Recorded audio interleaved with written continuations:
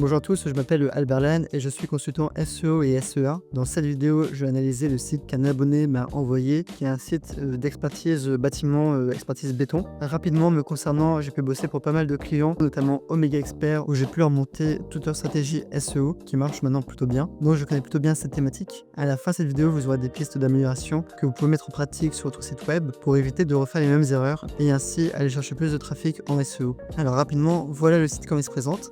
Bon, premièrement, au niveau de la charte graphique et du design, c'est quand même un site qui est plutôt vétuste, qui est plutôt ancien. De nos jours, on peut faire des très beaux sites assez simplement et qui sont vraiment orientés capture de prospects. Par exemple, ici, on n'a pas de formulaire directement sur la home page. Le numéro de téléphone, il n'est pas assez mis en avant. Voilà, il y a des petites choses niveau UX qui sont embêtantes. Donc, quand bien même ce client aura du trafic, il va avoir du mal à convertir et il va dire qu'il n'a pas beaucoup d'appels parce que les gens, ils se décident en moins de 2 secondes s'ils vont appeler la personne ou non, s'ils vont rester sur le site ou non. Donc, il faut vraiment que dès qu'on arrive, l'internaute soit capté par ce qu'il voit. Et là, pour le coup, c'est pas du tout captant. C'est même un peu cheap. Donc voilà, c'est vraiment important de soigner votre site web. Nous, on propose la création de site et le référencement. J'essaie de vous faire défiler plusieurs exemples. Et là, voilà, c'est vraiment en dessous un peu des standards de qualité qu'on fait pour nos clients. Alors, première chose que je regarde très rapidement, c'est le nombre de pages indexées sur Google. Ici, on peut voir qu'il y a seulement 4 pages indexées. 4-5, c'est vraiment pas beaucoup. Il faut savoir que plus vous avez de pages, notamment prestations par ville, et plus vous allez apparaître. C'est vraiment super important et super efficace. Par exemple, moi, je vous recommande fortement à faire des cocons sémantiques. Un cocon sémantique, qu'est-ce que c'est? C'est tout simplement des sous-pages par thématique. En gros, voilà, c'est de structurer l'arborescence de votre site web en pages piliers et en sous-pages, sous-page de sous-page, voilà, en fonction de la thématique. Et ça va permettre d'avoir un site beaucoup plus profond et beaucoup plus puissant d'un point de vue SEO. Et si ce site web, au niveau d'arborescence, en fait, il n'y a pas vraiment de sous-page, en fait. La page de service, c'est celle-ci, et elle est même un peu pauvre. Donc, premier point, c'est vraiment de structurer votre site comme ça. Un bon exemple, c'est le site Omega Expert, où en fait ici on a tout ce qui est expertise en bâtiment, et là derrière on a contre-expertise. Donc voilà, on a directement un site qui est bien structuré. Et quand je vais aller dans la contre-expertise incendie, je vais normalement avoir les articles de blog qui sont mis en avant. Donc voilà, bon, la page est quand même plutôt sympa. En plus, on a directement le formulaire ici. Donc voilà, on est quand même sur un site qui est quand même plutôt bien fait pour aller chercher de la conversion. On a les informations de contact, voilà, pour rassurer un maximum. Donc voilà, on a quand même une bonne base. Autre point important, c'est le contenu sémantique. La sémantique, c'est quoi?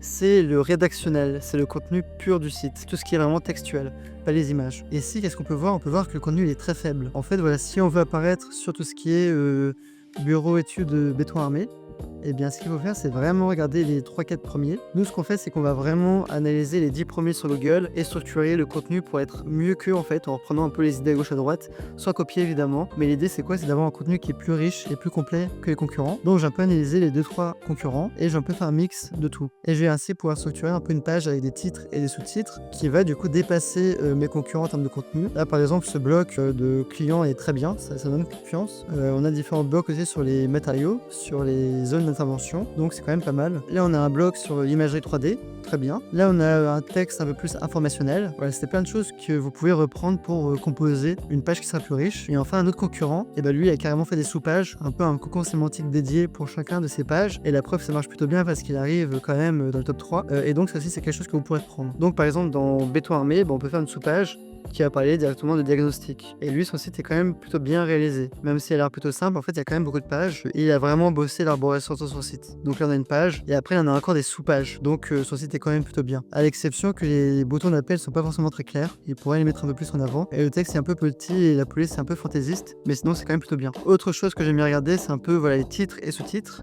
H1, H2, H3. Voilà, on peut voir qu'il y a quand même un petit problème de structuration au niveau de son contenu. On manque de titres. Il pourrait clairement mieux faire. Si on regarde par exemple ce site web, et ben on a un titre principal ici, et après on a plusieurs sous-titres. Pour afficher les titres et sous-titres de cette manière, c'est assez simple, je passe par une extension en fait que j'ai créée, mais sinon vous pouvez très bien inspecter l'élément et regarder si c'est un titre H1, H2, H3. Et ici on peut voir que c'est un H3 parce que c'est écrit ici, et le titre principal on peut cliquer dessus comme ça, et ça va être écrit H1, donc ça permet de vérifier ça. Donc il y a aussi un problème au niveau des titres et des sous-titres. Et enfin, autre problème que je vois, c'est qu'en fait il met pas assez en avant le côté local, et il dit pas où il est situé, et ce qui fait qu'il va pas apparaître sur beaucoup de requêtes locales. Mais en réalité, c'est possible qu'il y a des gens qui cherchent à Marseille, bureau d'études proche de Marseille. Et lui, Marseille, c'est une zone qui cible parce qu'il est dans la côte d'Azur. Donc, il peut potentiellement cibler cette zone. Donc, tout serait vraiment important pour lui de bosser un peu la zone Côte d'Azur avec des fiches Google My Business. Ça va lui permettre d'avoir une présence beaucoup plus locale et cibler de manière plus juste parce que je pense qu'il pourra pas faire des missions dans le nord par exemple de la France. Donc il va jamais apparaître sur l'ensemble de la France qui commence avec une zone spécifique en travaillant des pages par exemple bureau d'études béton à Marseille, bureau d'études béton à Aix-en-Provence, enfin je dis n'importe quoi mais c'est à titre d'exemple. Et de là il va vraiment pouvoir améliorer son référencement localement avec des pages thématisées et avoir plus de contenu. Donc c'est vraiment quelque chose de vraiment important, le contenu. Merci d'avoir regardé cette vidéo jusqu'au bout. Si vous voulez plus de conseils SEO, n'hésitez pas à laisser un commentaire. Si vous voulez un audit, vous pouvez me laisser votre site web. En tout cas pour moi c'est un vrai plaisir de faire ce genre de contenu. Merci, à très vite.